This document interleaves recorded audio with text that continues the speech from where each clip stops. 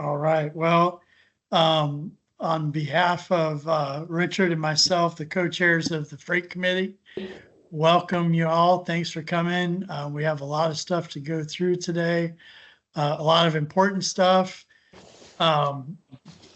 Hopefully, stuff that will pass the legislative session and see some money flow in. But we'll get to that in a little bit. But Richard and Catherine and myself and probably others just came from the State of Tech.tag luncheon. So for those who aren't aware, and this isn't on the agenda, but yesterday they did the official groundbreaking of the North Houston Highway Improvement Project, which is going to be a $13 billion project, improving, widening, rerouting I-45 through downtown. So huge day for our region. Yesterday, I was honored to be a part of that. Vince Young was there, which was pretty cool. So all you Longhorns, your guy was there. It was fun. Richard, if you want to add anything, go ahead. Yeah, no, thanks, Bruce. Appreciate that, and appreciate everybody for being on. Look forward to good engagement on some very important topics for our region. Thanks, and I think with that, Sydney, you want to take us to the Hectra study? Yep. Josie, would you like me to share, or do you have your slides up? I do have them up. Okay, I'll stop sharing and let you share. Okay, let me get there real quick.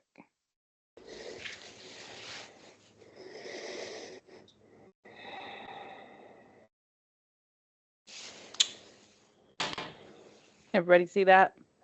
Yes. Great. All right. So for those of you who don't know me, I'm Josie Ortiz. I am a Hectra planner with our capital planning division, and I'm also the project manager on this Hectra truck route study and freight corridors plan. We are leading this study on behalf of the engineering department. Hectra will not be implementing projects that come out of this freight plan. We are helping the engineering department out on the PM side of things. So this study will serve as a component of the transportation master plan that's currently underway. It's somewhat of an update to the study that they did in 2016 that really established kind of two different levels of truck routes within the county. We'll be looking at freight movement countywide to identify improvements to the freight network, and the ultimate outcome of this study is to identify freight corridors of need. So short, medium, and long-term projects will be recommended, and those will be sent for future implementation to be done by the precincts and the engineering department. Most everybody on this call probably knows more about freight in Harris County than I do. But luckily, HDR is also here. Reddy Edulucanti, who also worked on the Regional Good Movement Plan with HGAC, is here to help answer any questions, the more technical ones that I'm not able to answer. So with that, I'll get into it. So today I'll talk about what the study is, how we're doing it, who's involved, what we found so far, and what we're planning on doing next. This is a year-long study. We began in May of this year and will be ending at the end of May next year. We've had 2 steering committee meetings so far. That steering committee is made up of the 4 precincts, the judge's office, and the engineering department. So again, those that will be implementing the projects that come out of this study are on our steering committee. So we'll be holding the 3rd steering committee meeting at the end of this month, and they're basically here to help us guide that project along. We also recently, this Monday, actually started our stakeholder outreach. We talked to Bruce and others on Monday about the study, giving some background information about it, and then asking some questions to help us better understand what the issues are, how freight is moving in the county, etc. We are about halfway done with our 2 main analyses that I'll go into a little bit more And then next, we'll be looking at issues, needs, and projects that will ultimately follow up with recommendations on how to implement. And we'll be doing a little bit of public outreach along the way, mostly in combination with the county's transportation master plan that's about to get underway. So those two main analyses that I mentioned are the freight profile and supply chain analysis and the existing freight mobility analysis. So basically how freight moves today and how it will move in the future within Harris County. So we'll be looking at input from the steering committee and the stakeholder groups, as well as that Harris County Transportation Master Plan that's about to start. We'll look at the issues, needs, and projects, and again, make recommendations that will ultimately end up as the truck route plan.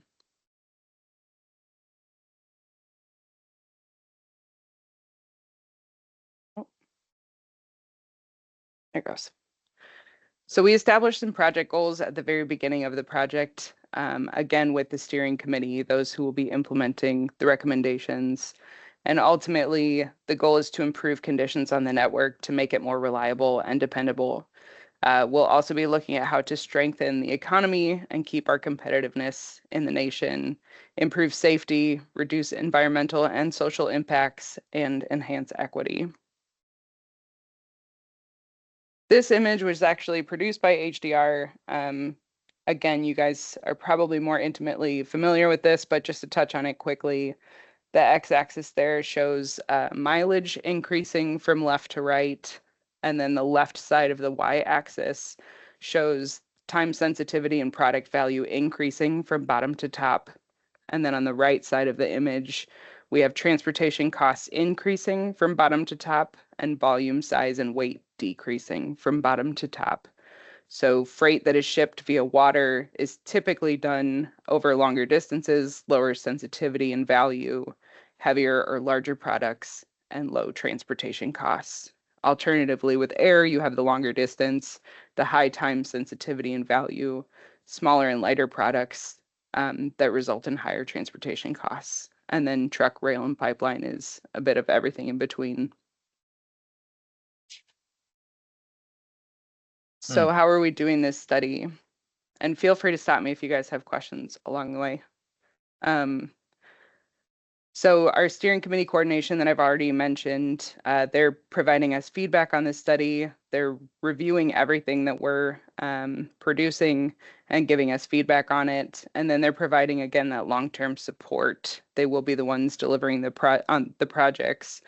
So getting that support throughout the study is important. Stakeholder input, again, we just started these interviews. We're interviewing up to 30 entities, both agency and industry groups. And they're giving us the insight into freight movements, issues, and future considerations that maybe we aren't aware of.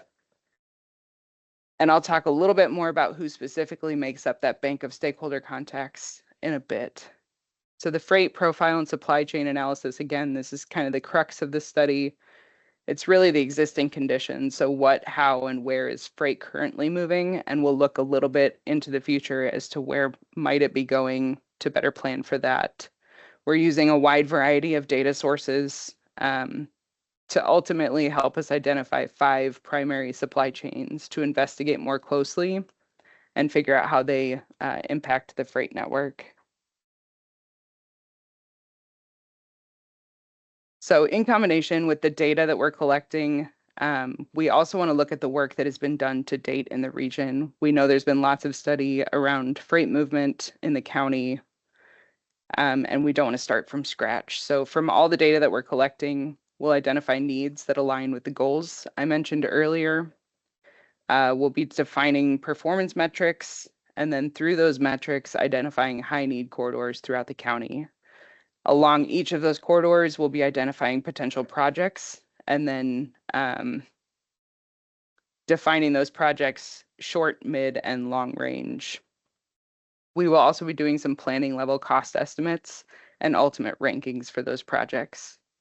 And then, as I mentioned, looking at those other plans throughout the region, how do we align our project recommendations and prioritizations with the plans that have already occurred?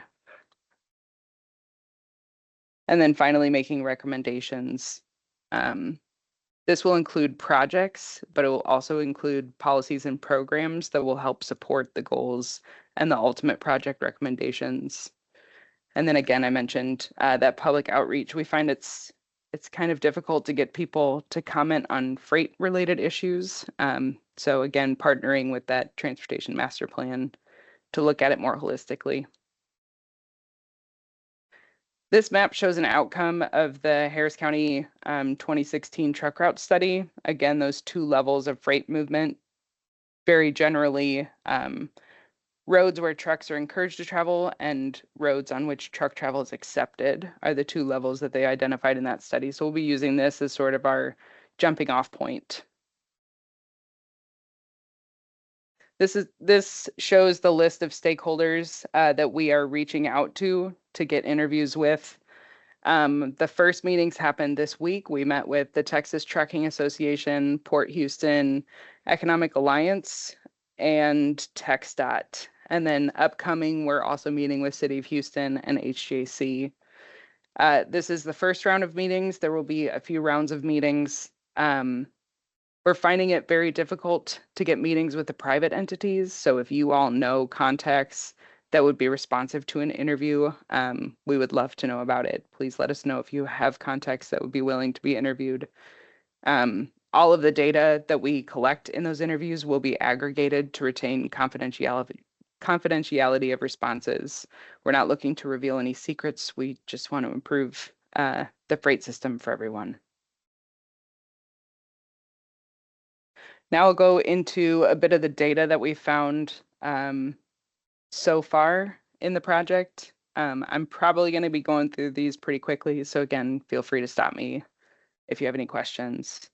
We took a look at land use. Very generally, residential is the predominant land use within the county, with some industrial hotspots near the port areas and along the major transportation corridors. We also took a look at freight employment in the county. Kind of shockingly, the most concentrated area of freight employment is near 290 in the Beltway. Again, somewhat surprising, but we have checked this data quite a few times. And then you see higher concentrations in areas where we'd expect it. So the port areas again, and then along major transportation facilities. Population density kind of appears opposite of that. So most of the areas here where you see the lighter colors or the lesser dense populations is where you find some of that greater freight activity. So for the purposes of this study, we're looking at FHWA classes 5 through 13. This allows us to kind of catch some of those Amazon trucks that are making up more and more of that freight activity, but not getting so much data that we lose sight of the major carriers, those larger trucks. This is a density map showing truck crashes in the area. The data that we collected was from 2021 to 2023. And again, it's pretty much what you would expect. The majority of truck crashes happen along major transportation corridors at intersections and interchanges, and then you have higher concentrations of those in the areas where you have more freight traffic. This is the crash severity map, so breaking those crashes down into severity of crashes. So of total crashes in the years from 2021 to 2023, 4% of all crashes involved trucks. Of those 14,000 crashes, about 3% were fatal or serious injury crashes. And again, the locations of those happen along those major transportation corridors where you find more of the trucks. So one question really quick about the truck accidents. I saw a study, I think it was from University of Michigan, that said the vast majority of accidents involving trucks aren't actually the truck's fault. It varies depending on which study you look at. I think between 12 and 16% of accidents involving trucks were actually caused in some part by the truck. So when you look at it from that lens, how are you guys looking at how you make that safer and what impact that has on what potential improvements might be made? Sure. Reddy, I may lean on you for a little more detail, but I don't think we've gotten that far into the data yet. We have generalized it up to this point, but then once we get to the recommendation stage of making recommendations, especially around safety, I'm sure we will get into some of that. Reddy, I don't know to what level. Yeah, it's really, we are kind of looking at the hotspots when it comes to crashes, Bruce, and this, I guess, goes back to our conversation on Monday. We heard the same observation from TTA also, and it's kind of fascinating that, trucks are not responsible for the crashes, but they are, I guess if you want to call it victim, they are kind of victim of the situation. So it's an interesting observation. We just found out about it, but we'll definitely keep that in mind while we come up with solutions or recommendations. Yeah, no, I appreciate that. Thanks. Because it's not as straightforward as it might seem. Yeah. In a lot of instances, well, in the majority of instances, it's not the truck. Right. Absolutely. Thanks. All right. We then further broke that data down to look at the truck crashes involving pedestrians and bicyclists, some of the more vulnerable users.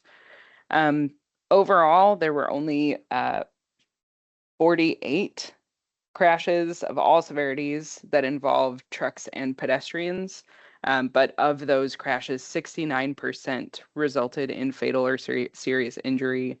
Similar with bicycle crashes, there were 13 overall, but 46% of those resulted in fatal or serious injury. And again, the locations along those major highways. ATRI data shows where the top 100 truck bottlenecks are in the country. This data is from 2023, but was collected in 2024. It shows 9 of the top 100 bottlenecks in the US, and 2 of those are in the top 10, both along I-45. We got these 2 right here. We're in the top 10, and all the red squares indicate top 100. Texas A&M University has similar data for congestion within the state, and 31 of the top 100 congested truck segments specifically in Texas are in the Houston area. That list at the bottom just shows the individual segments within Houston and their ranks, delay, and annual calculated congestion costs. I'll pause on that for a moment if you're looking for one specifically.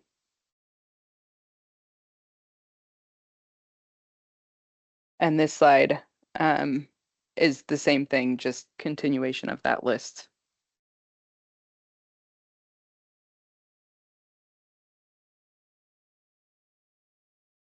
This map shows major freight generation in Harris County by TAZ.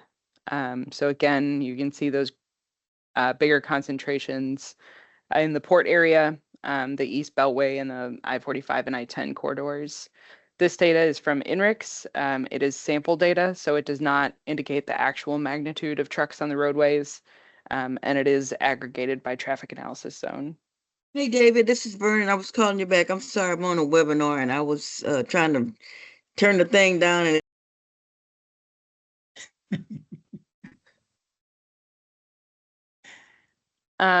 This map shows the total truck volumes and percentages in the county for those that are greater than 2,000. So for the areas where the data was collected, if the truck volume was over 2,000 trucks, that's what you're seeing on this map. And then there will be subsequent maps that break that data down even further.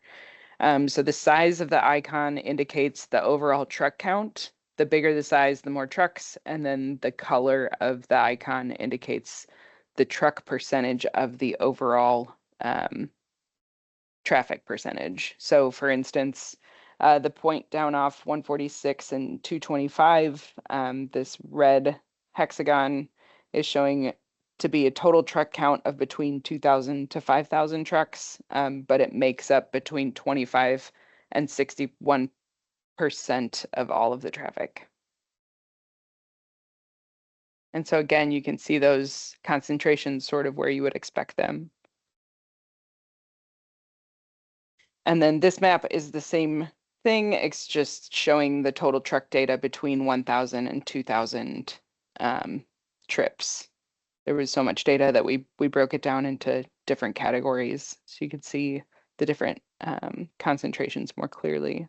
So this one is actually less of the port area. You still have some in that area, but it's more in the Beltway area, a little bit between the Beltway and 99. And finally, the total trucks with volumes less than 1,000. So again, this one's more widespread, higher percentages along those major transportation routes.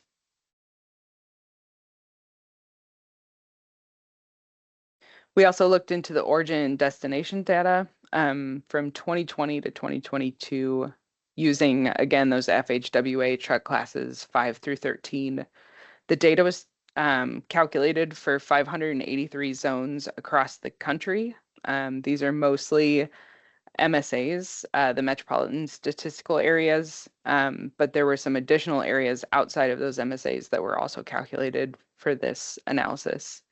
So the map at the right shows which counties encompass the Houston MSA, and the following data is going to be for that entire area. So we have a specific breakdown here in the chart, but this data is showing of the truck trips that started in Houston, where were their destinations?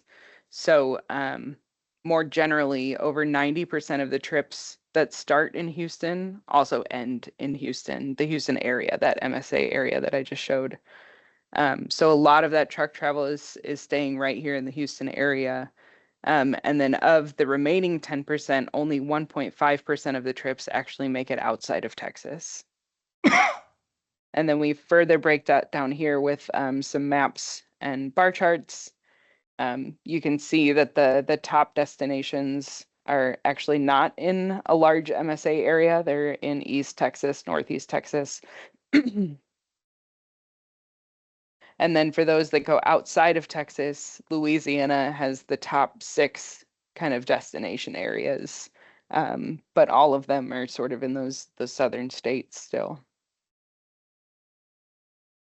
The next 3 slides show generally the same data, just flipped. So for those that end in Houston, where did the truck trip start? And because it's just a flip, you see kind of the same data with a few differences.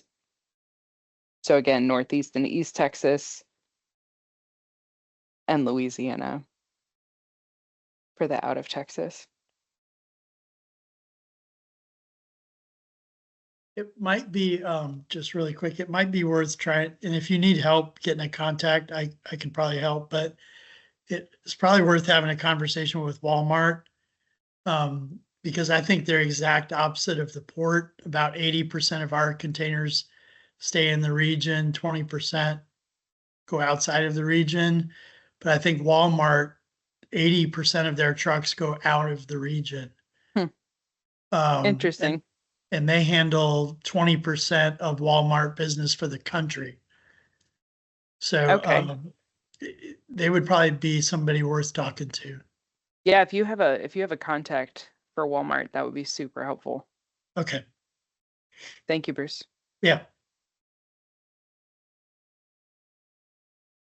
So as next steps, we're going to continue collecting and refining the ATRI and the streetlight data to analyze origin destination, speed and congestion, freight generators, reliability, and volume. We're also going to use train search data to understand Harris County's position in the regional and international freight markets, and also to understand the freight modal split.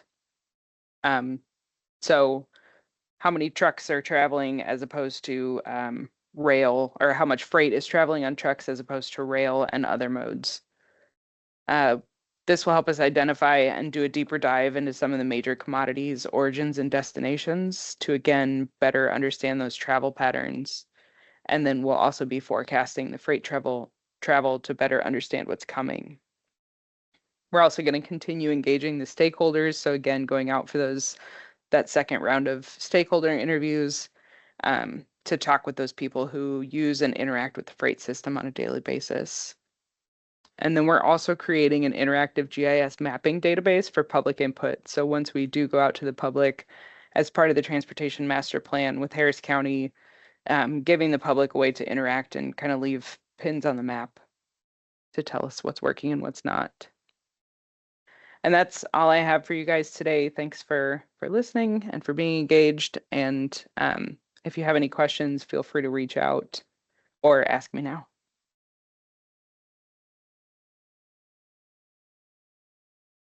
All right. Josie, I just would say thank you. Appreciate. I worked for 1 year at the Harris County Toll Road Authority, so appreciate all the Hector employees and you putting together that information. Very, very interesting. And as I traverse through my territory for the Union Pacific, I do see a lot of that warehousing over in that 290 Beltway corridor, further up on the Grand Parkway near Tomball as well, right? Really, I mean, a lot of those areas that you highlighted on there too. So appreciate what you all are doing, and looks like we're in the lineup as well for a interview. So I'll make sure that we get that accomplished. Perfect. Thank you, Richard. Anybody have any comments or input or observations? Hi, Bruce. This is Amy with Baytran.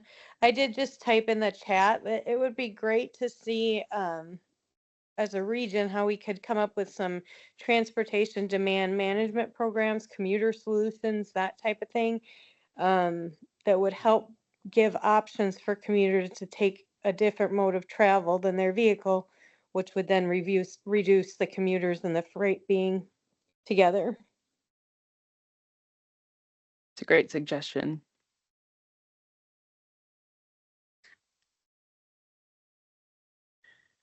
Okay, well, thank you very much, Josie. And I think, Sydney, you're gonna take us somewhere else now. Thanks, Yep, everybody. So the next presentation we're going to hear is from Thomas Fowler. He's going to share the HGAC ITS architecture update. And so I'll pass it over to you, Thomas. All right, thank you, Sydney. And actually, Sydney, if you don't mind, I know I said I would have you do the slides, but I can grab them. I have them up. That may make it a little bit easier. That works. So I'll share my screen. And all right. Well, thank you for the opportunity to address the Freight Committee. My name is Tom Feller. I am the project manager for this effort that we are doing, working with HGAC, working under the guidance of Stephen King. I do want to acknowledge two of my colleagues, Manu Isaac and Emma Brockman, who are also on this call helping put together this report. So what we wanted to talk about today is what we call the Intelligent Transportation System Architecture and an update of this plan that we're doing for HGAC. It largely focuses on the surface transportation system. And as part of it, we are reaching out, and we have reached out to the Port of Houston, the Port of Freeport, as well as many of the surface transportation agencies like TxDOT, some of the cities, transit, et cetera. And we're really looking at ways we can improve operations, improve safety, reduce congestion, improve reliability through the use of intelligent transportation systems. And while it's not specifically focused on freight, we do think there are some applications that we think will help with freight movement throughout the region. So wanted to talk a little bit about the plan, some of the recommendations, and how those might apply to freight movement within the region. And please don't hesitate to let me know if anyone has questions or anything that we want to discuss as we walk through this. So just starting with, when we talk about an intelligent transportation system architecture, generally it's a plan for how we can deploy, integrate, and operate intelligent transportation systems in a state or region. Many states do have statewide plans. In Texas, we don't have a state plan. Generally, most of the TxDOT districts have a regional intelligent transportation system architecture, except for the three larger urban areas, Houston, Dallas-Fort Worth, and in Austin. In those regions, the MPOs manage the plan rather than TxDOT. So HGAC has managed this plan for a number of years and are leading the update of it. We generally focus on how intelligent transportation systems, and by that we're talking about everything from signal systems to cameras to traffic management systems to the ability to track and manage congestion, all of those different technologies, how they apply to agencies that include traffic agencies, transit agencies, tolling agencies, and we want to look at how we can use ITS for improving public safety and emergency management and emergency operations type agencies. And we try to coordinate this plan very closely with other plans in the region, particularly a regional transportation plan. We try to identify what are some of the key needs for intelligent transportation systems, how can they help us advance towards improving safety, reducing congestion, and then look at what types of things we might be able to fund through these other efforts once we've prioritized where we need to focus on intelligent transportation systems. Key reasons that we do it. The real driver is it is a requirement if you're using federal transportation funds. These are funds from either federal highway or the Federal Transit Administration. If you're using funds to do ITS, they want you to show how your project fits within this architecture. So essentially what they're trying to look at is, have you thought about how these different technologies might work together, how we can integrate systems? Are we using appropriate national standards to make sure we have interoperability? We're looking for opportunities to share data, things like that. So it's a key need that we have this plan and we have it up to date so that the region can remain eligible for federal transportation funds for ITS on the surface transportation system. We also hope it can help scope projects better, ensure we have that interoperability so systems can talk to each other, share information where appropriate, help us do better long-range planning. And a real key there is thinking about future funding opportunities. It helps quite a bit when we can start to say different types of technologies or initiatives or programs are part of this regional plan. They have been identified by the region as needed. We think that can support future funding of a lot of these different types of technologies. I included this slide just for reference of key things in our scope of what we're doing as part of the study. But the main things on the left are we need to update this plan that was last developed in 2017. We want to look at how we prioritize and rank projects, ITS projects for funding in the region. And then we've been looking at fiber and fiber optic deployment around the region, trying to create a map of what's existing in plan, because so many of these technologies rely on really good, reliable, high bandwidth communication, which has generally been a move towards deploying more fiber. So we're trying to get a sense of what we have. On the right side of this slide really talks about who we're talking to, who we're involving, and I'll expand on that on this next slide. As part of this study, we're looking at all 8 counties within the HGAC region. We've been reaching out and talking to them both the county level as well. If they have a tolling authority, we're meeting with them. We've met with and reached out to 10 different cities. These are cities that are over 50,000 in population in the region. And the 50,000 threshold is because at 50,000, cities become responsible for maintaining their traffic signals, including signals on state routes. And that's often when many of the cities are starting to think about more advanced signal systems, adding additional ITS capabilities to help them manage traffic and manage their signal systems.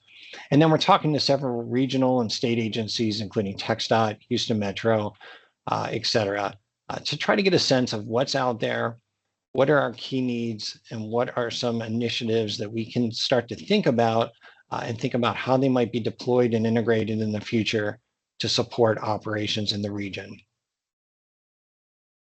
A little bit about the history. The plan itself was first developed in 2003.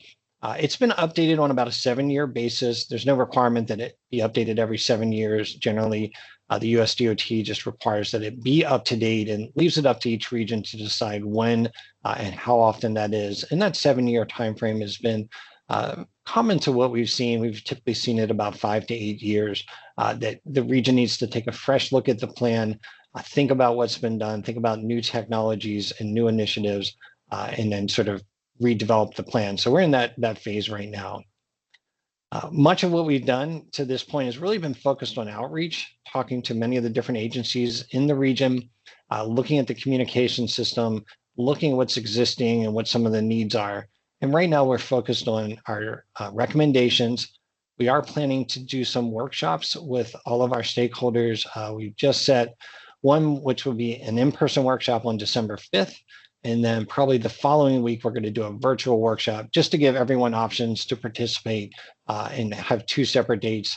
We're asking all of our stakeholders that we've been meeting and working with to consider coming back as we talk through, here's what we've heard, here are some of the key recommendations we think could help in terms of technology and things we might want to focus on the future and make sure that these are in fact, key regional needs that we think will help operations. So I wanted to talk a little bit about, what's in the plan so far, and we're still early, in the sense of our recommendations. We haven't fully vetted these yet. We'll be through our workshop and through additional stakeholder outreach, trying to, I guess, refine these and make sure they truly are, where we should be considering investing in terms of intelligent transportation systems to help mobility and help move traffic in the region. But some of the things that we've heard and seen so far, when we talk about what's existing in the region, a lot of technology has been deployed. There are some things specific to freight, including the TxDOT Beaumont district on I-10 in Chambers County is looking to put some truck parking availability systems out there. Will provide advanced information on the amount of parking that's available. A lot of technology that we think can just help move traffic, help provide conditions of the roadway so we can provide some advanced warning. And then some things like traffic signal systems. And we'll talk a little bit more about those. We heard a lot of discussion about the need to consider freight and how we time and manage the traffic signal systems, particularly around the airport areas or areas where we have a lot of heavy freight movement. Some of those most common needs, and these, when we develop the architecture, these are kind of the key areas that we focus in on. So commercial vehicles is one of those. A lot of the commercial vehicles, when we talk about intelligent transportation systems, are things that we do on a statewide basis. So we don't focus as much in a regional plan as we do when you think about the state as a whole. But within the HGAC region, there was a lot of discussion about the need to deploy what we call freight signal priority, which is basically at traffic signals in areas with heavy freight movement, considering providing priority for trucks. So that may be extending a green a little bit longer or bringing a green up a little bit sooner as a truck approaches.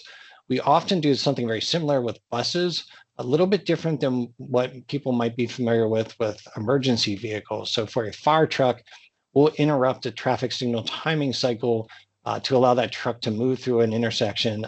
It's really a key safety need for that. We want to get those emergency vehicles as quick as possible. So we're willing to interrupt traffic flow for those. But when we talk about priority for buses or freight, the idea is we provide a little extra green, maybe bring green up a little bit sooner. It doesn't disrupt the whole cycle, but it allows trucks to move better through a congested area. We know that they take longer to stop, they take longer to get moving. So the more we can reduce the time they stop, the better overall we can move traffic. So that was a key need that we were talking about, particularly in areas near the ports. There was discussion about that need to provide more advanced information about parking throughout the region. As I mentioned, the TxDOT Beaumont district is looking at that on I-10. We wanted to look at potential other locations to consider advanced parking information. Some of the other needs that were highlighted here really deal primarily with traffic management and just moving traffic as a whole, dealing with incidents better, providing more advanced information so that dispatchers or anyone planning a trip moving through the area has a better sense of what's going on. We're able to clear incidents and move things along a little bit better. There was one that was also interesting related to freight, which is railroad monitoring systems to identify where trains have blocked roadways and at least provide advanced information so people can plan around that. And through the use of a lot of technology, we don't really need to be in the rail right away to get that information. It can be using cameras, AI to detect when a train is stopped, how long that train is, how long it's been there, and provide some advanced information so people understand what that impact is and if they need to try to route around it. Hey, Thomas. Yes, sir. That item on the railroad side, are y'all working with the East End Management District? Only because I know that they are, Jack Hannegriff and the team over in that part are looking at similar types of pilot programs, even wayfinding signage, things of that nature. Okay, we are not. That is really good to know. I know Sugar Land, Fort Bend County. There's a couple of municipalities that are deploying these systems, mostly working with TTI. So we've been talking about those systems that are existing and what's working well and how we can expand that, but we haven't talked directly with them, but we can do that.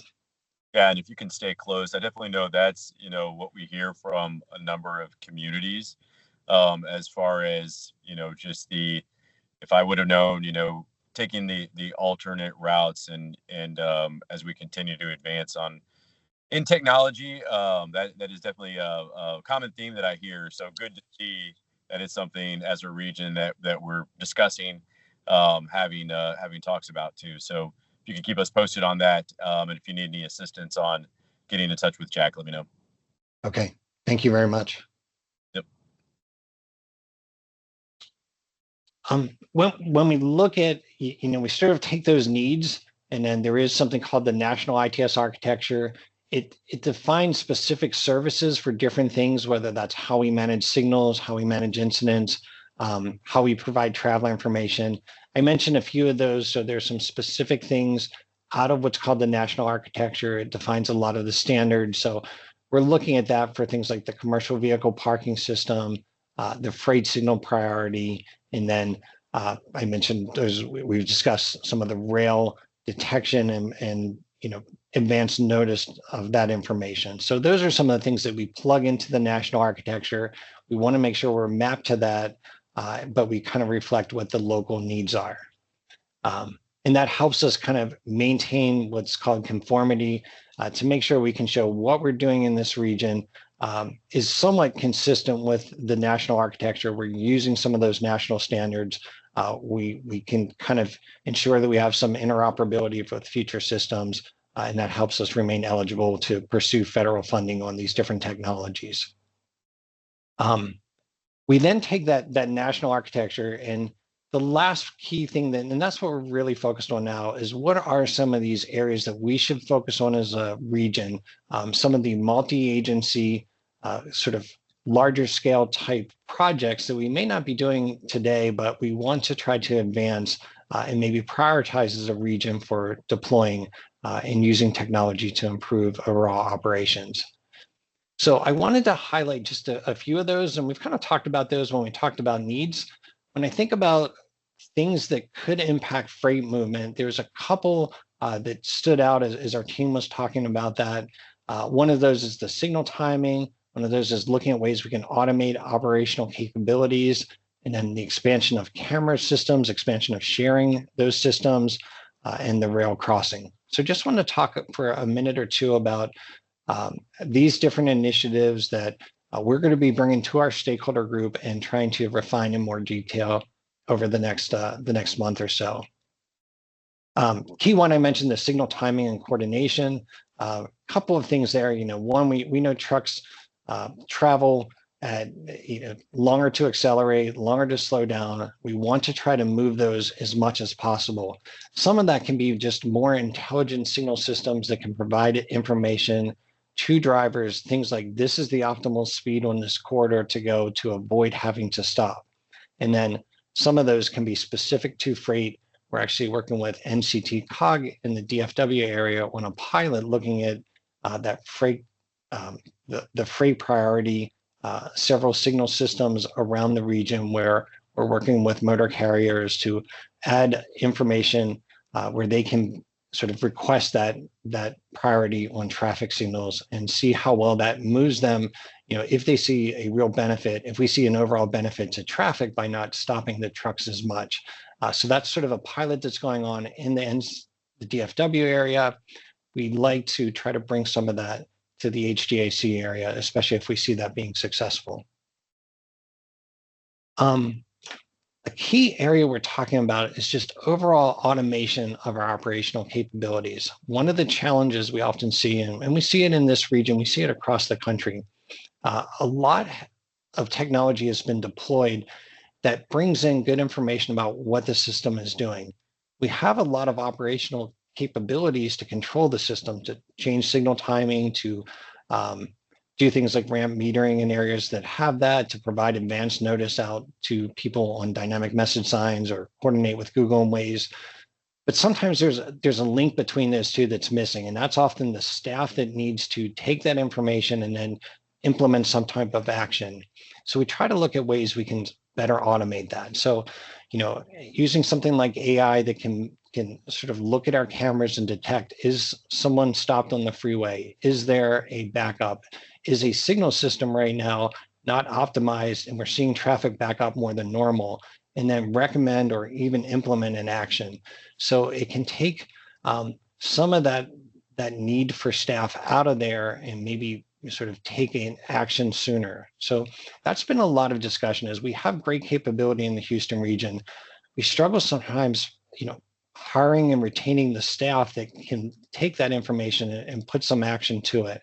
So we want to try to find ways to do that. And we think overall that just makes a better managed system that's going to move everyone a little bit quicker and a little bit more reliable. We've talked a lot about continue to expand the CCTV camera coverage and the dynamic management system, the dynamic message signs, both on freeways and arterials. A lot of the freeway agencies have good coverage now with cameras, but we don't have nearly that same coverage on major arterials. So being able to just have better awareness of what's going on, not just on freeways, but everyone at some point is going to have to get off and get to whether that's a port, making a delivery, trying to see what's going on those arterials, having better coverage and being able to put better information out so that drivers can see that. We also look at things like virtual dynamic message signs, which is essentially pushing a message directly to cars and trucks in a particular area. So even if we don't have a dynamic message sign, but we know there's an incident, we know there's a backup, we know there's a flooded road, we can sort of geofence an area and get a message directly into a truck or vehicle to help them better navigate the roadway. We're looking a lot, there's a lot of video that is out there, but limited amount of real-time video that's available to different agencies. And what we're trying to do is make sure that any transportation agency that has cameras and are willing, we can put that somewhere where anyone else can get to it. And that's both other transportation agencies that use that for operations, but also try to make that so a dispatching agency, a freight company, if they need to check conditions and they want to look closer, they can have the same access to camera feeds as we have at a place like Transtar. So trying to look at how we do a system that's going to provide more robust video so that dispatchers, so that the public, if they want to see real-time conditions, they can get there. And then lastly, we talked about this idea of this rail detection system. I think both Port Houston and Port Freeport, when we talked to them, talked about that being helpful as trucks move in and out of their ports, but knowing if there is a train blocking a road, knowing in advance so you can try to route around that, knowing how long that train's been there. Does it look like a short-term closure, or is this something that's been going on for a while that they really need to plan around? So trying to have a more consistent system like that and something that is available so that, again, dispatchers or people that are remotely planning can see that, as well as people in their vehicle. If they're routing themselves, they know where some of these closures are happening, and they know that in real time. So trying to push systems like that out there throughout the whole region so that all the rail crossings are somewhat covered and we have that information. So those are, just wanted to highlight some of those things that we're thinking about as we think about this intelligent transportation system architecture. A little bit about why we want to do this, make sure that we remain eligible for federal funding, make sure that we can show some of our priorities as a region as we pursue future federal funding and grants. And then just wanted to highlight how we hope that some of this can move freight and improve freight mobility in the region. We'll continue to update the architecture over the next few months. I mentioned we just landed on this date of December 5th for our stakeholder workshop, and then we'll do it's going to be an in-person and then a separate virtual workshop the following week. And then we are working on updating HGAC's website to include training on how to use the architecture, add some additional information about these key projects and how they might be deployed and how they might benefit different groups in the region. So I think, Sydney, with that, we are happy to answer questions. I have Stephen's email up there as well, our project manager from HGAC, but happy to address any additional questions.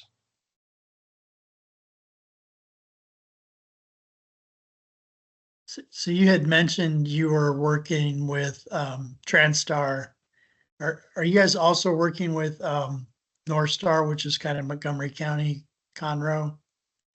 Yes, we have met with Montgomery County and talked about the systems that they're doing. And as you said, of course, Transtar, being sort of one of our regional leaders, but trying to look at what those next steps are that could help them advance what they're currently already doing. Great, thank you. And I think Catherine has her hand raised. Yes, hi, Catherine Summerlin, and I was very glad to see a lot of elements here in your presentation. One thing I failed to see, and maybe you did mention it, but AV deployment and vehicle-to-vehicle technology. It's something that this region was awarded along with TxDOT from USDOT funds to expand and deploy those systems. So curious to see how your technology can be deployed in that fashion. Yeah, we are, that is something we are looking closely at. And I tried to pull out some of the things that I thought might be, more related to the discussion today. But yes, that is a key part. I think a key thing that we're trying to look at is, for those AV type deployments, how do we make sure we have good information that can be sent to them? So as those operators, they, whether it's a flooded road, a road under construction, other things that might impact even their operations, we're able to provide that kind of real-time information to them. And then we have talked about, the use of things like AV to bring information in. So tracking them, we've seen everything from automated snowplows that can report back pavement temperature conditions where they're moving, automated vehicles that can report back kind of real-time information maybe they come across with incidents or slowdown.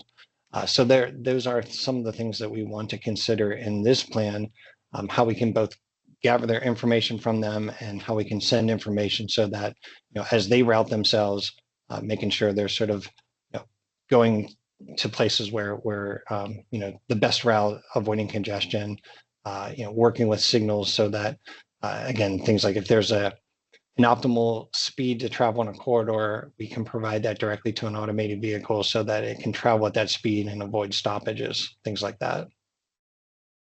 Excellent, thank you.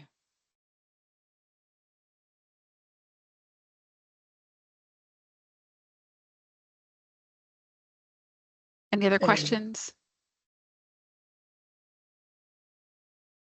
Thank you, Thomas. All right, thank you, Bruce. We're going to go right on to the next thing, Sydney, if you want to take us. Definitely. So we'll have Peter Lakody talk about high-speed rail and possible impacts to freight. All right. Well, thank you, Bruce and Richard and Sydney, for the opportunity to talk today. A little bit about us, and let me go ahead and do a share here. So let me bring my screen up.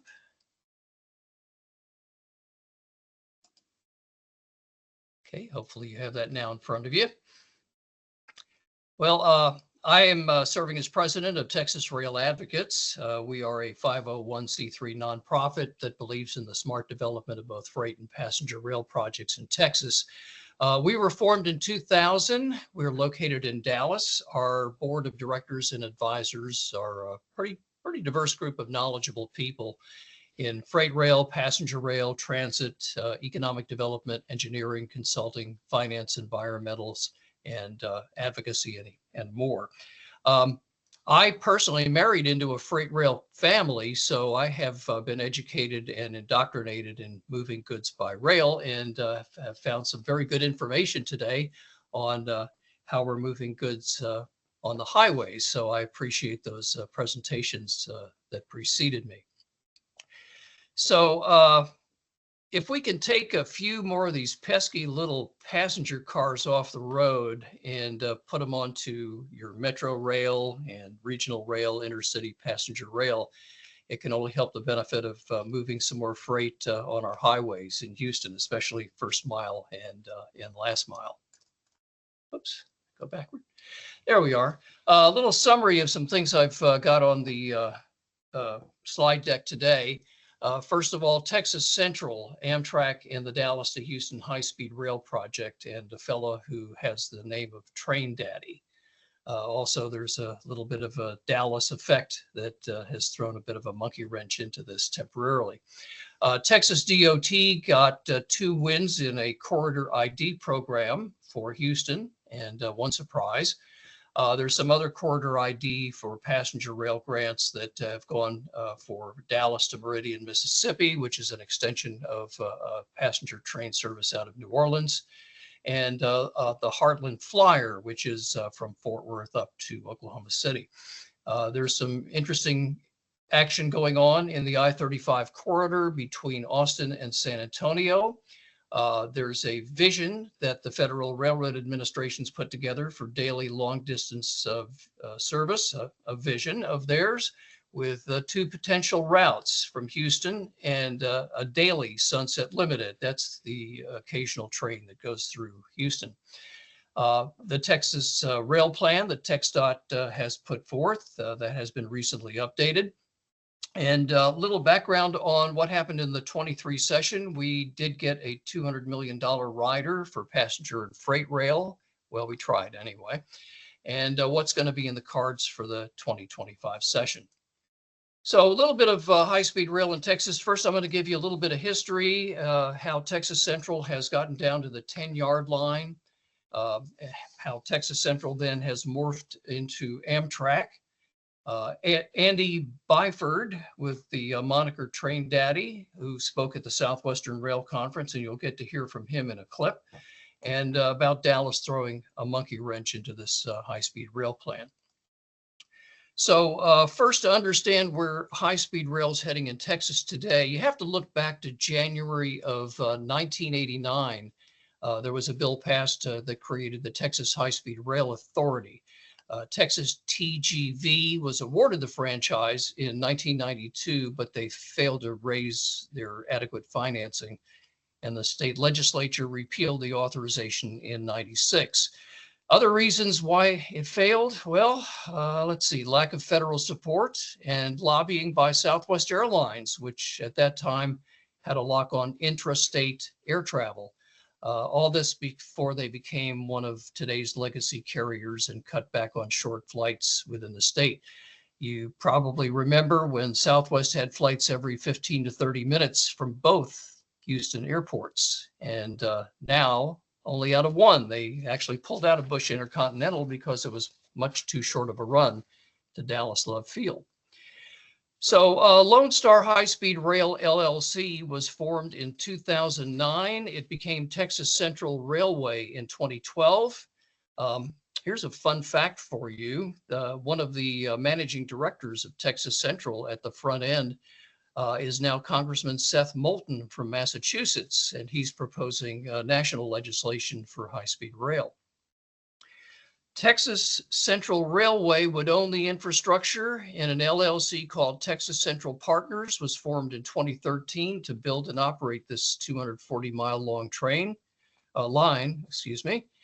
Trains would run hourly and make the trip in about 90 minutes to Dallas, much faster than the normal 4 hours you can expect in roadway traffic if you're lucky.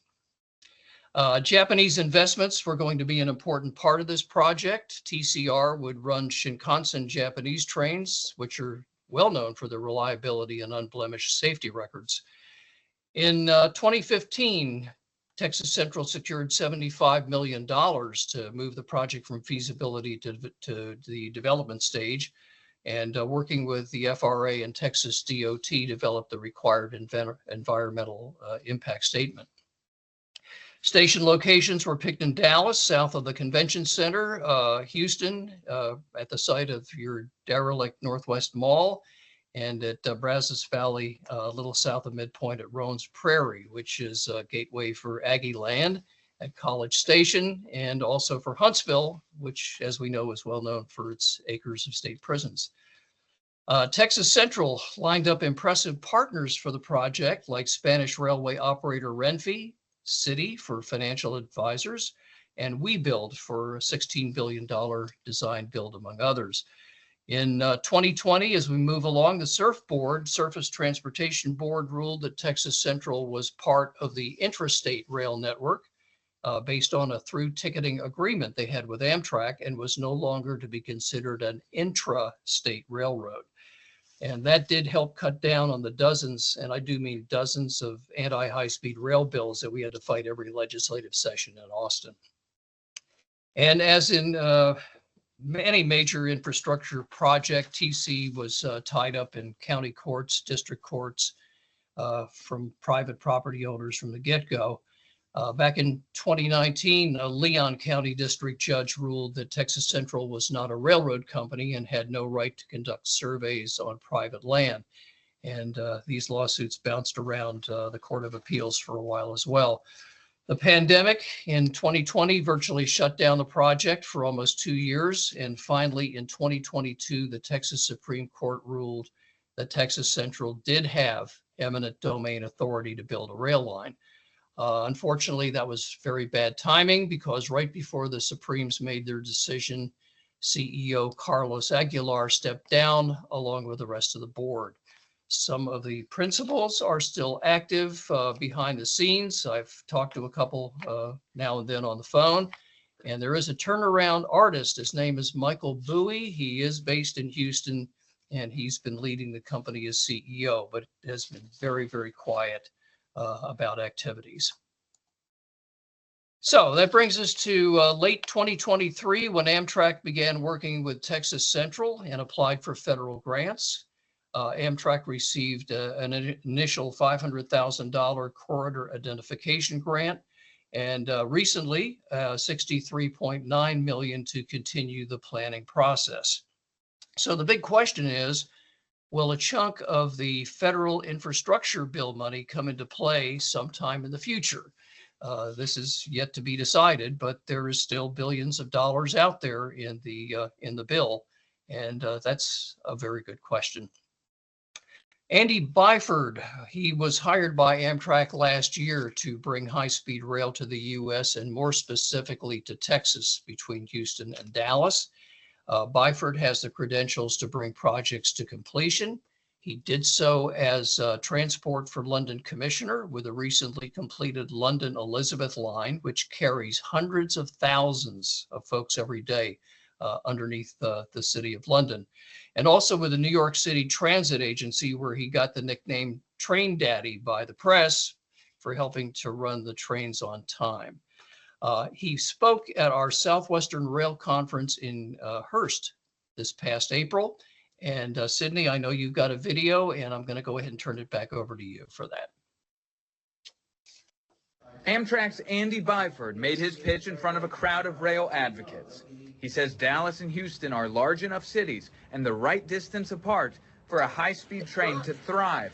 And he brought details. Then we would be looking to open in the early 2030s. He told us there was an agreement between Amtrak and the old Texas Central, which would transfer eminent domain authority for the route, environmental approval, and the okay for the type of Japanese technology they plan on using.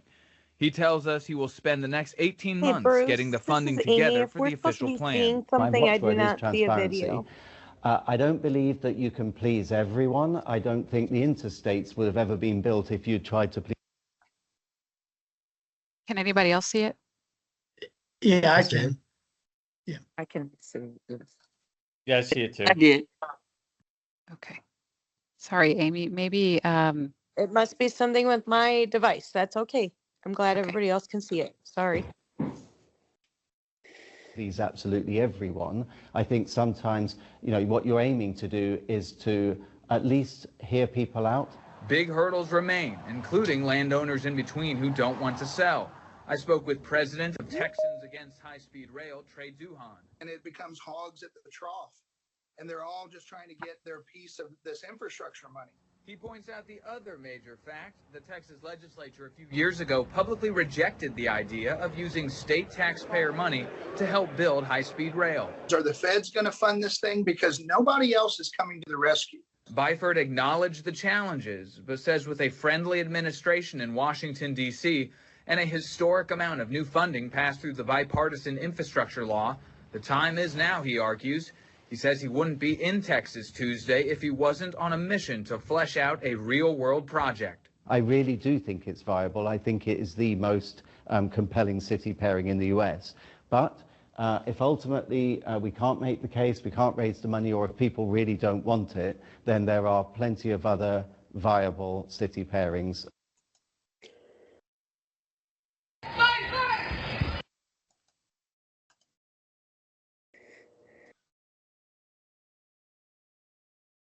All right. So anyway, that brings us up to the current date as far as what's going on with the high-speed rail between Houston and Dallas. One thing to throw into the mix here is the 40 miles between Dallas and Fort Worth. That is a link that the North Central Texas Council of Governments is working on. They received a corridor ID grant to develop that to link into Fort Worth. Between the Dallas high-speed rail terminal and the Fort Worth Central Station, where Amtrak operates, there's supposed to be one stop in the Arlington Entertainment District, which is home to the Cowboys, the Rangers, and lots of other venues. This project, the 40-mile that you look on the left-hand side here of this slide, part of it's going to be elevated, part of it's trenched, and part is going to be tunneled. On the right-hand side, this is the temporary monkey wrench. Dallas City Council members a couple of months ago said that they don't want elevated high-speed trains on the western fringe of downtown passing by Union Station, not realizing that on that purple line you're looking at there, Union Pacific's main line still does run there 24/7. So I think some of our city council members need to get out a little bit more. The Council of Governments is working on plans for an alternate alignment, and that is the lighter colored line along the Trinity River. But time is precious, and the COG's got to have their plans approved for one or the other alignment in the upcoming months to qualify for some federal funding. TxDOT has their consultants working on 2 corridor ID programs that radiate from Houston. Each one have received a $500,000 grant for scoping. There is a paperwork snafu on the one between Dallas, Fort Worth, Austin, and San Antonio, and that is going to be resubmitted. So in any case, no matter where we go with this planning section, Texas lawmakers are going to have to pony up with at least a 20% buy-in for an additional 80% funding once this planning part gets finished. Interestingly enough, on these corridor identification grants, Amtrak is offering to pay operating costs, which is a rare thing to find in a federal program, operating costs over a 6-year period with a reduction each year as ridership and revenue increase. Another corridor ID grant went to the Southern Rail Commission and Amtrak, and that's an extension of the Crescent service from New Orleans to New York.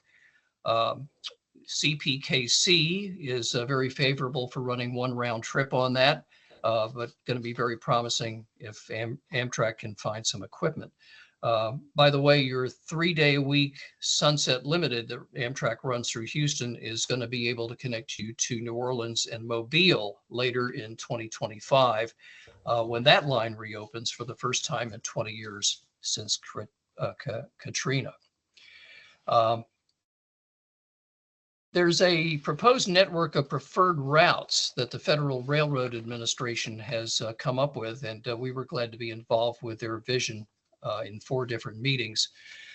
8 of the routes are going to start, run through, or end in Texas, and it'll be interesting to see how they get developed, or if and when they get developed, because it's going to take federal funding for the most part to advance those. There's kind of a spider web effect around Dallas-Fort Worth. Interesting for Houston, you could have a potential route for to Denver, which has been very, very highly requested over the years, and also one to the Northeast U.S. One of our other focuses is on the I-35 travel corridor, the Lone Star Rail District, which was created in the early 2000s to advance passenger rail in the Austin-San Antonio corridor. Unfortunately, the project ran out of steam in 2016. But earlier this year, there's a couple of county judges. Travis County Judge Andy Brown in Austin was joined by Bexar County Judge Peter Sakai in San Antonio, looking for more help on the I-35 corridor to get folks out of their cars and onto trains. Judge Brown created the Texas Passenger Rail Advisory Committee, and he said he's going to ask the legislature in 2025 for $300 million to kickstart that program. The Texas Railroad Commission, which used to oversee railroad issues in Texas, as you know, was spun off to the Texas Department of Transportation back in 2005. When TxDOT did take up the reins for the rail issues, they ran with a 4-person multimodal section until 2009, when the rail division was created. We were actually a major stakeholder in getting TxDOT to create the full-fledged rail division like most other states have. After all, we've got the state with both the largest number of rail miles and the largest number of at-grade crossings. And it's about time that we got a rail division responsible for both passenger and freight rail projects. Still a lot of baby steps getting this moving in the right direction. And for the first time ever, TxDOT's created a working group to look at every mode of transportation and what we need to move people in the future. The statewide multimodal transit plan is going to be presented to the Transportation Commission this year and to the legislature for their direction. Passenger rail, urban rail, regional and intercity corridors are all part of the mix.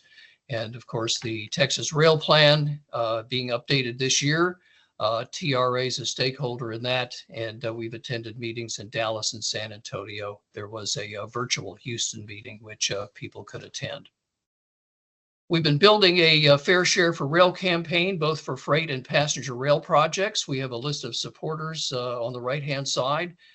We want to thank the Gulf Coast Rail District for being supporters in that as well.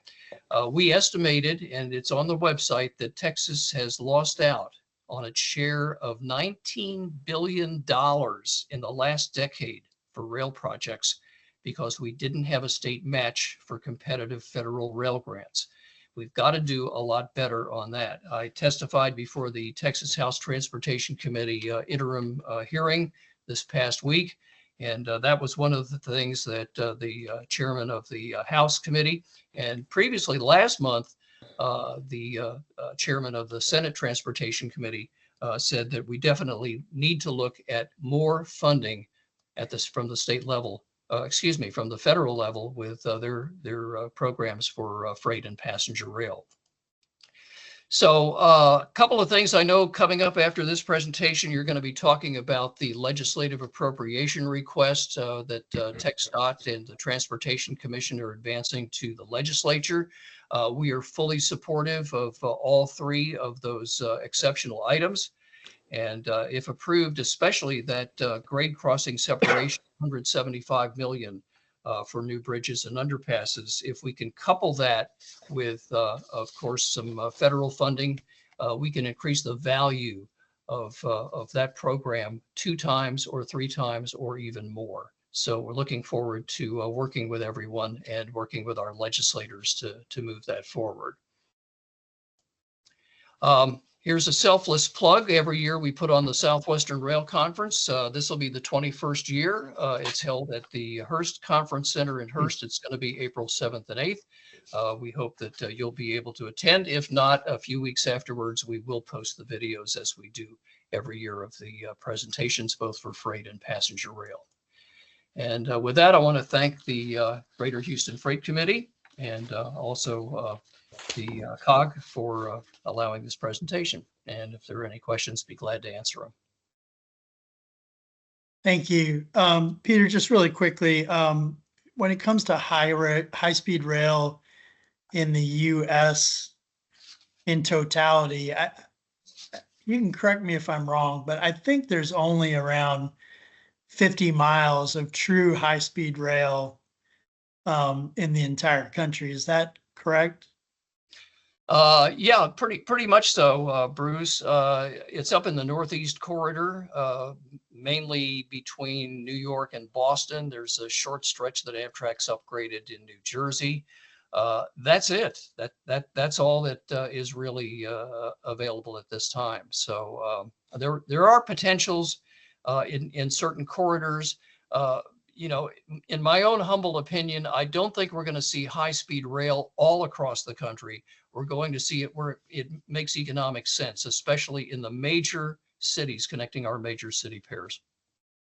So I know one of the comparisons that people like to make is when you go to Europe, you can go all over on the train. Well, all of Europe fits within the neck.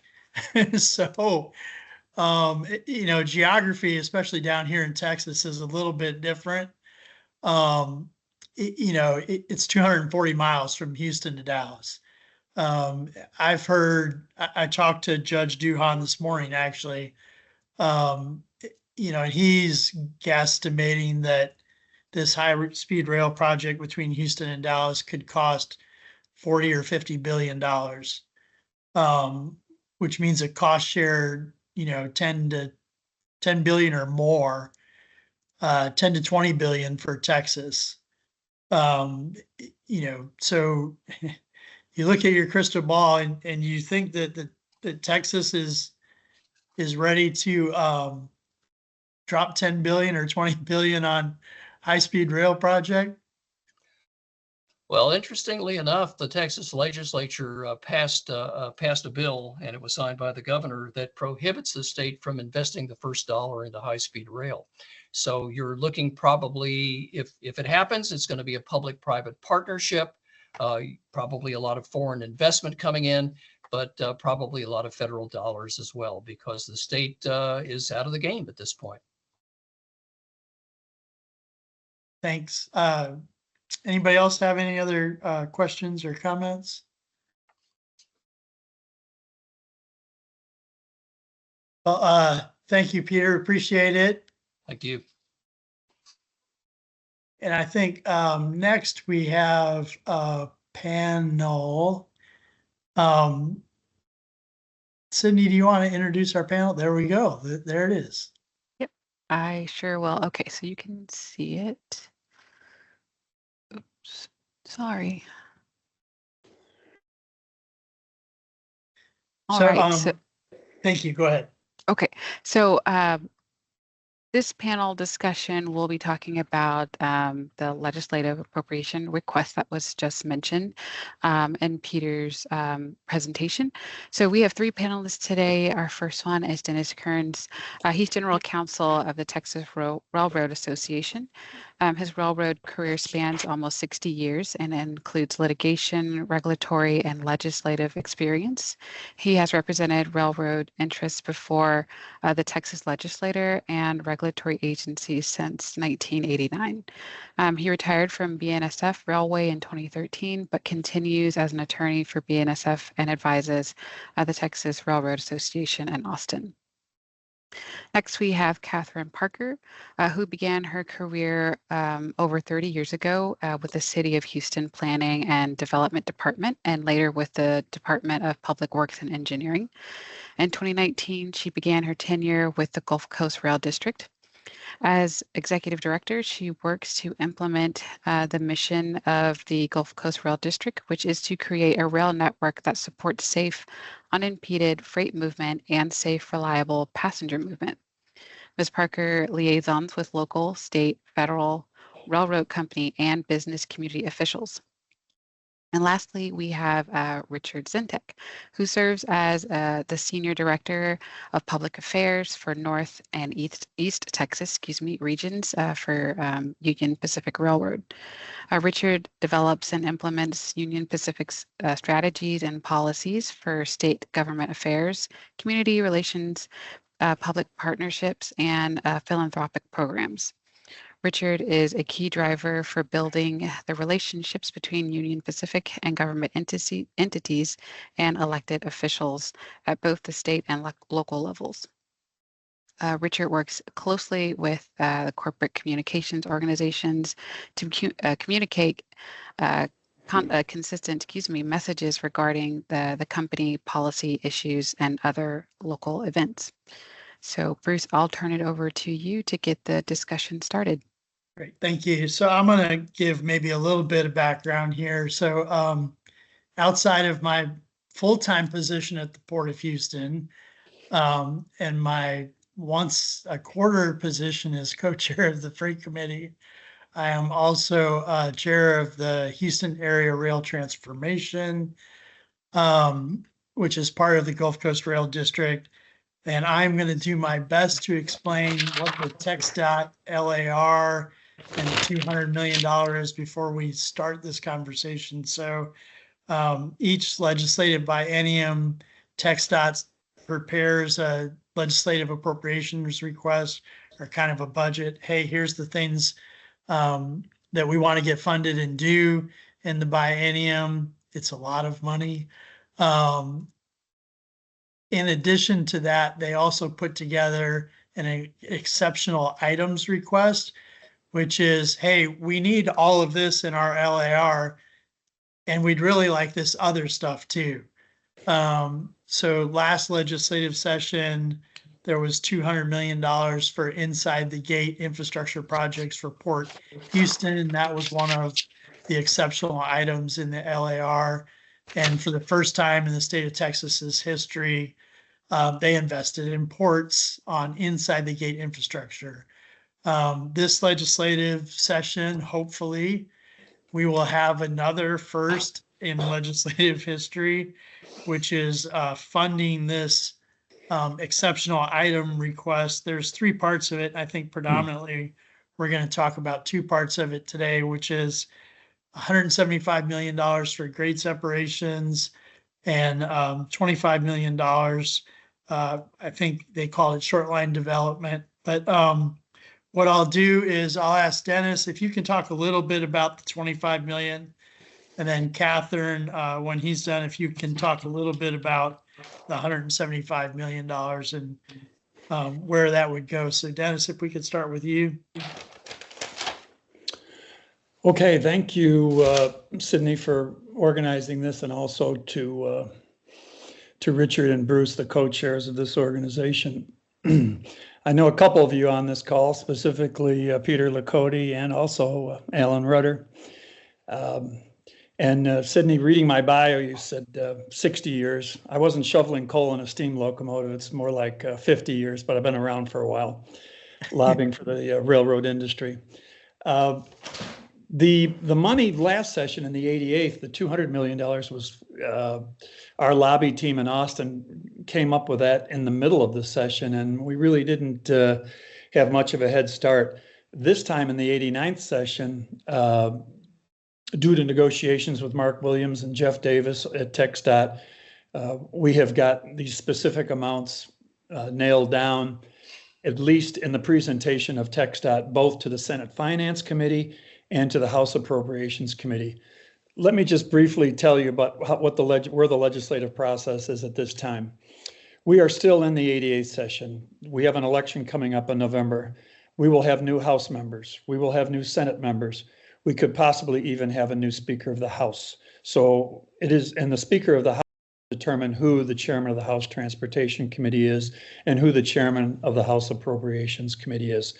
A lot of variables at play here, but a major accomplishment in that TxDOT has it as an item in their legislative appropriations request.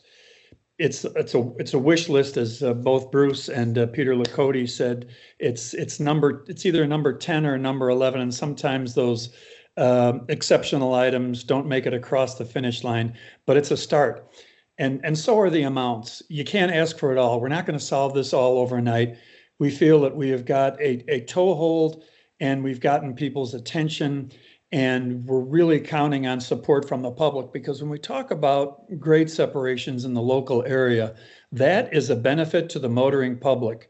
The railroad industry, we cannot say this is for us. It needs to be for the motoring public. So we need all the help we can get from various constituencies that would like to see these grade separation projects. Now, having said that, we've worked closely over the years with a lobby team from the Greater Houston Partnership.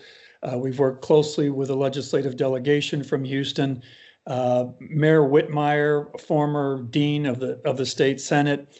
We have a lot of people in the right place at the right time. So I am cautiously optimistic. I think we're going to get something.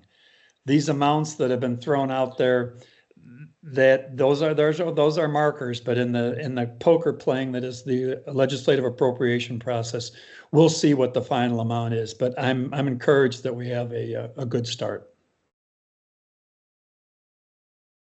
Thank you. And maybe Catherine, maybe you can talk just a little bit about what the rail district done has kind of in preparation for what this opportunity might be. All right, thank you so much. Can you all hear me? Yes. All right. Great to be here today. Thank you so much for allowing us to expand on the rail district's work concerning this project. When we talk about funding, I think that's been a conversation from the beginning of the rail district in 2007, although I began in 2019. Our HART committee actually met with Commissioner Alvis in March this year to talk about projects that were put together and how can we begin to get that share of funding that Peter was talking about each time that he presents for not only the Houston region, but for the state as a whole. So we began those conversations in March. We talked about, Bruce actually had a meeting in April to talk about, hey, maybe the LAR is what it could be, the vehicle that we began this process with. Originally, we had a larger amount, of course, than the 175, because we all know the cost of grade separations, but we're glad to just be able to be on the radar, if you will. So the rail district, through the HART, we presented to the TTC in July. We gathered letters from our smaller counties, Greater Houston Partnership, City of Houston, Missouri City have a long list that we asked to reach out and send letters of support for this to even be considered. And we've continued that effort up until recently with the House Transportation and House Appropriations Committee. So really this money for the off-system project is really, if you would say it's great that it's even being considered. Most times when we talk to TxDOT, we're talking about things that are on their system. This will allow us to be able to have maybe local matches for some of these grant funded programs, or for those, what Dr. Lewis says is low hanging fruit, maybe just gates and lights, even education for maybe smaller counties and cities that would allow them to be able to have improvements for rail, and it maybe even become a priority for their communities. So it's provided us with great anticipation. We're hoping that, as Mr. Kern says, that we'll be able to continue this effort. We have a meeting actually on Monday we've been working with the Class 1 railroads to see how we can partner, how we can move this forward, with the understanding that, of course, they're not able to ask for those funds, but we, as beneficiaries of these improvements, these safety improvements, would be the ones that could stand and make that case. And so I'm appreciative to all the stakeholders that have come up and been a part of this conversation to date. So thank you for the opportunity to be able to speak about it. And we're hoping that we can continue this effort, because we definitely will benefit from any improvements that will be able to help, not just the Houston region. We hear a lot about just the East End, but the state and in general. I think that it will help our transportation mobility overall. Thank you. So Richard, I know UP has certainly been engaged in a lot of conversations in the East End, and in large part, not in totality, but in large part, Houston is largely served by UP. A lot of the crossings, there's 1,000 crossings in kind of Harris County area. How does UP look at this funding opportunity, and what role do you guys see having in this? When we zoom out and look at the state, for sure, obviously it's more than you. BNSF has a large network in the state. CPKC now comes through the state for sure. So for the railroads, the class 1 railroads, how do you advocate and get involved in something like this?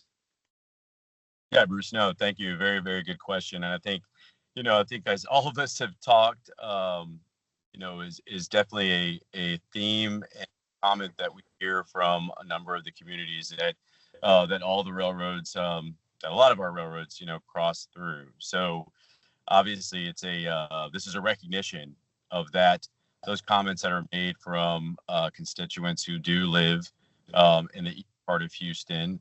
But I see it all throughout my territory of Texas.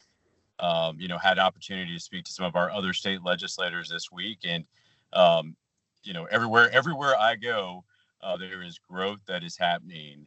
There is demand for goods that continue, and I think for our standpoint, this is recognition of that great economic miracle of Texas. But we have to learn to coexist, right? And at our for funding, robust amount from the federal side, and now that we have, we're looking at on the state level funding for these grade separations. Union Pacific, 160 years old, will be around for another 160 years as well. But a lot of areas that once were warehouses, are now have changed, become either residential and or businesses. And so, for us here in the community concerns, recognizing and working with our roadway authorities, with those cities and counties, build those roads, and ensuring that are those plans, do they have the plans? Have there been the discussions for grade separations? And then for us, I think collectively as a group, even everyone that is on this call right now, being that voice when it comes to say, let's all work together, and if we can appropriate those funds, much needed for our continued regional growth and the economic boom that we continue to see here in Texas. We'll work closely, Dennis, Lindsay, myself, Raquel, Clint, Kyle, everyone that's all part of the Texas Railroad Association, as a group of helping to educate legislators. I know that's part of our engagement, education and engagement, as far as making sure that we're providing the updates on how is the railroad doing, what are future plans that we have, and or areas that we're looking to expand into. But then just being present either through Texas Railroad Association, through our messaging, through the information that we have. And for everybody, if there's a website the Texas Railroad Association has, a newsletter that is put out and done very well by Brett Sebastian, who helps us out on the communication side, but also Go Rail. So from his standpoint, advocating as well for initiative and or the railroad industry, and then working with our chambers. Dennis had mentioned, Greater Houston Partnership, North Texas Commission, a lot of these groups that many of us belong to, either attending, going to railroad, either the railroad day that we'll have the Capitol and or those Chamber of Commerce days where we can be part of the conversations with our state legislators. So I'll echo Dennis, is cautiously optimistic, but it's good that we're having these conversations. As I mentioned again, I mean, we have to coexist. We're only seeing, continued demands when it comes to the rail and our goods that are wanted. I just look at, the greater Houston area and in growth of an area that I live in. I think about 5,000 new people have moved in 8 years to one portion of Houston. You multiply that times the rest of our state, either the metros and or rural communities where folks are relocating to as well, and that demand continues. So the importance of how do we work with our roadway authorities and the state of TxDOT and TxDOT and the Rail Division to identify those key grade separations and find that funding. Thanks. And Dennis, you kind of wear two hats here, I think, working with TRA and BNSF, and certainly BN has a huge footprint in Texas, across the state. How do you envision BNSF being engaged in this and helping our state kind of move the ball forward? Well, our corporate headquarters for BNSF Railway is located in Fort Worth, so we're a corporate citizen of Texas. The terminal fluidity is the key. When we were going over the maps earlier from Hector on truck movements, it calls to mind when you look at the railroad terminal map of the Houston area, that was built in the 1920s. So the Houston terminal, for lack of a better term, is antiquated, and we're doing our best to update it. And there's very strong cooperation between the major railroads to make sure that Houston terminal fluidity continues and improves, because as the trains move quicker, the grade crossings are occupied less. Also, San Antonio, the Metroplex, Amarillo, we're all very mindful of our role in the community and how we move commerce. And also to Peter's presentation earlier, Amtrak is a tenant on our freight railroads, so we have an obligation there as well. So being mindful of it, privately financed, we own our own right-of-way, we pay real estate taxes on our own right-of-way, $1 billion of capital programs to improve the track structure, buy new locomotives. It is an amazing enterprise that most people have no idea of how complex it is and how much effort it takes to make it go. On any given day, there are thousands of trains being launched every day across the various freight railroad network systems. So been around a long time, but I think we're doing a good job. And as Richard was saying, we're getting out and we're talking to as many people as we can, but I cannot underscore and emphasize how important it is for the motoring public to be heard. We don't like waiting at grade crossings. It would be nice if we got local grade separations. I want to put in a good word for TxDOT because they have put in a lot of bridges on the state routes. Those are the numbered routes. We have to concentrate now on urban congested areas, not just Houston, but the other major metro areas and exurbia, because as Richard was pointing out earlier, people are locating all over the state. More people are coming to Texas than most other states. And one last point, yes, we lead the nation in the number of grade crossings in Texas, but in Harris County alone, and Richard, correct me on this, in the Chicagoland area, we have many, many more grade separations than we do in the Houston area. And I would attribute that to the Houston is a much more modern metroplex as opposed to Chicago that has always been a freight railroad nexus, east meets west. So we got some catching up to do, but we've got a lot of good examples in other major urban areas in the United States. So this is going to be good for Texas, and let's go Texas.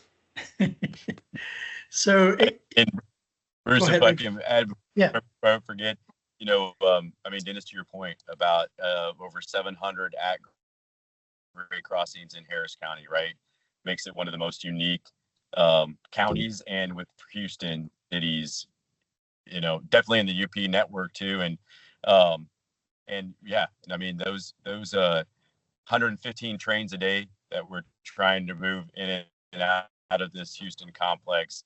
It's a science, but definitely a number. I want to make sure that everyone on this committee, hears and understands. Yeah, and short of turning this into a commercial for railroads, which I love, by the way, but You know, railroads move 99.97% of hazardous materials without incident, right? You know, it's a blue swan event when you see these major derailments, black swan event, when you see these major derailments that are on TV. Rail is the safest mode of transportation in our country, safest form of land transportation in our country. You know, but in addition to that, can you guys talk a little bit about the environmental benefits and the economic benefits of rail um, for our state, for our region, for the country, really, and why investment like this is important? Richard, I'll start off and then I'll lateral to you. The Texas Gulf Coast is the chemical coast. There's a lot of movement of what we classify as hazardous material. Both the shippers and the carriers and the companies that make the tank cars are interested in moving that product safely and affordably and expeditiously. So we have a very strong partnership. And in the Railroad Association, we now include Trinity Industries and GATX, who are two major tank car manufacturing companies. So Texas is the epicenter of moving the chemical and oil and materials by tank car. So I think that we're doing our best to educate folks on how we do move it safely. A lot of our emergency responders go into communities and do education and training courses for fire departments and EMS. The hubbub, as you were alluding to earlier, Bruce, the Black Swan in Palestine, Ohio, nobody died. Everybody's been compensated. There is continuing litigation, but Norfolk Southern lost almost close to $1 billion in market value due to that derailment. But the Federal Railroad Administration has followed up. We have wayside detectors. We have telemetry devices that can track these tank cars. It's getting better all the time. Yes, it's 170 plus years old, but we are using modern technology from positive train control to wayside detectors and telemetry devices. It's in everyone's best interest that the railroads move it quickly and safely. Richard? Yeah, no, I think well said, Dennis, and I would just reiterate those points about the robust training that we provide to either emergency management, OEMs. A lot of us are involved in those conversations of setting up with emergency management providers and or with the customers themselves and within their groups too, of ensuring safe delivery of those products. So there's a lot that goes on behind the scenes related to our safety when it comes to movement of the goods. Yeah, I think and I don't know if I'll get this number right because it's been a long time since I used it, but you know, I think, you know, railroads are 4 times more efficient than trucks, and I don't know, 75% reduction in greenhouse gas emissions, kind of ballparkish numbers. Close enough. So, you know, huge benefits for our environment. Not only making True. And go ahead, Catherine. true, and I agree with that all, but you know that the citizen piece of it is ever prevalent for those who live near, and you know that they live with it daily. So education really is key to helping them understand the importance of what's happening, why the railroads are here. A lot of times I explain to people that if you look at the city seal, there's a train. So this relationship has been here for a very, very long time. But when you live near one, or you feel like you are delayed by a train, or other issues that affect people's daily lives, those have to be taken into account as well. And I think that we're in a better place than we were in years past, definitely. With people being able to express and talk about what's going on, and the railroads are there to answer And that's a positive. And so I think that that will be an ongoing issue, especially in the Houston area, because we're disproportionately affected by the number of crossings. That's just true. And so it won't go away. But I think that education is definitely key. And Catherine, maybe if you could talk for just a minute or two about, why are grade separations important beyond just I'm a commuter stuck in my car? Well, of course, safety, mobility, definitely. And just providing that flow through these communities. Also, it really is just as the crossings are individual, the requests are individual as well. So for those areas that are near schools, it's for pedestrians as well as your drivers. In their areas where they're heavy freight, your truckers are trying to figure out the best way to get there logistically, fastest way to get the load to where it needs to be because time is money. And so all of these factors weigh in. And they are important to our transportation system. And then emissions is a whole nother conversation for our area in particular. So I think that all of this makes for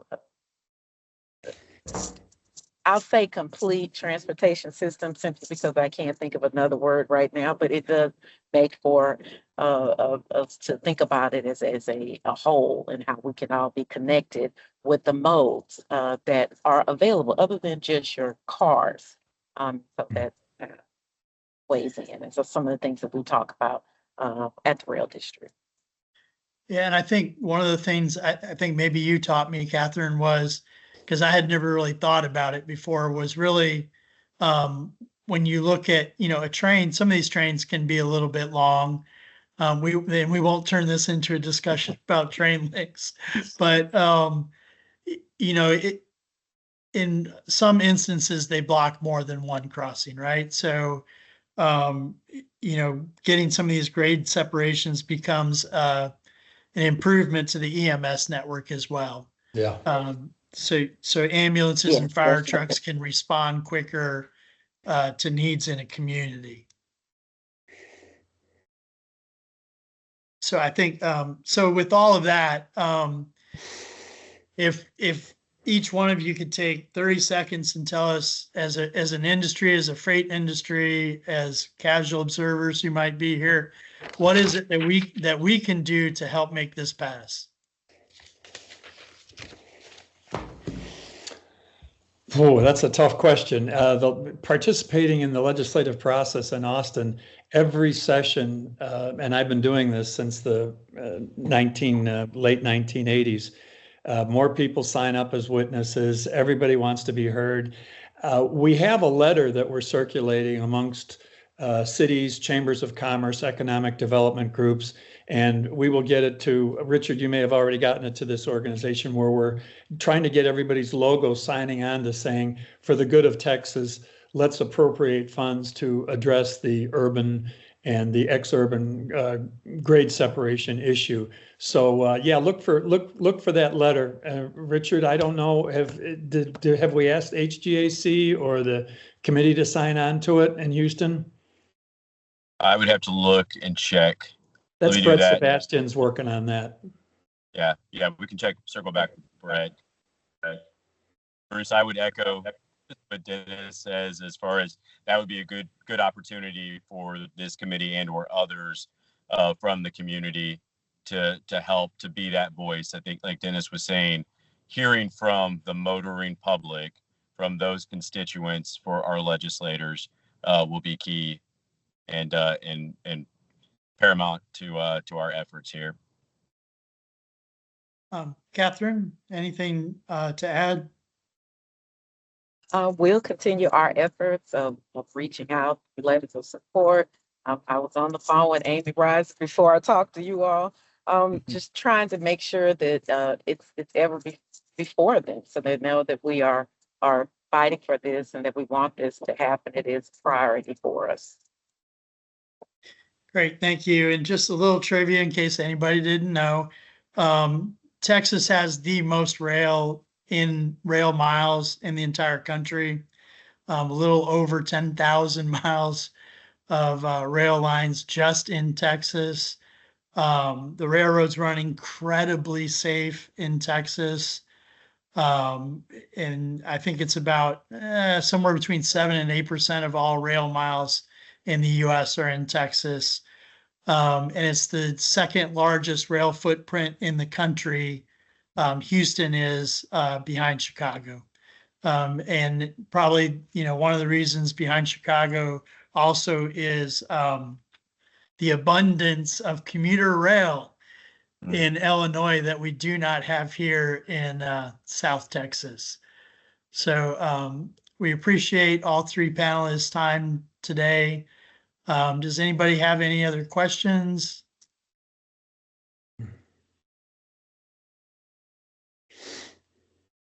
Looks like Amy added to the chat that Baytran is looking for speakers in November and December and would love to have this presentation to their transportation committee. And she added her email address. So if all of you could just take a look at the chat. Will do. All right. Well, thank you, Catherine, Dennis, Richard. Appreciate your time today.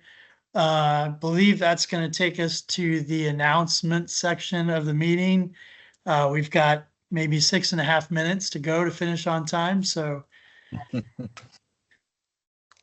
yes, give me 1 second. Let me stop spotlighting everybody.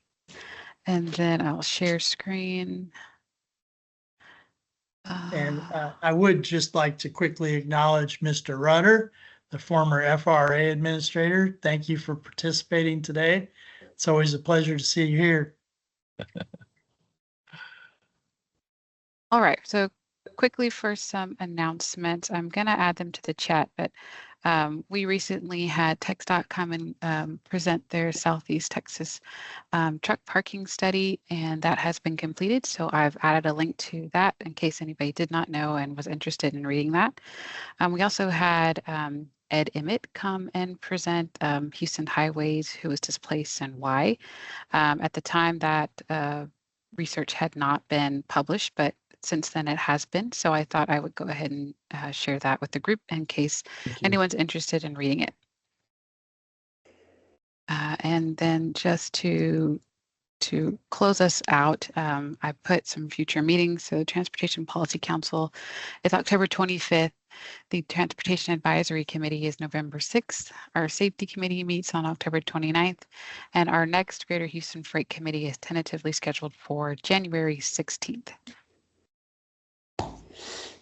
With that, it looks like we kept most of you here through the entire meeting. So we thank you for taking your time out and attending today.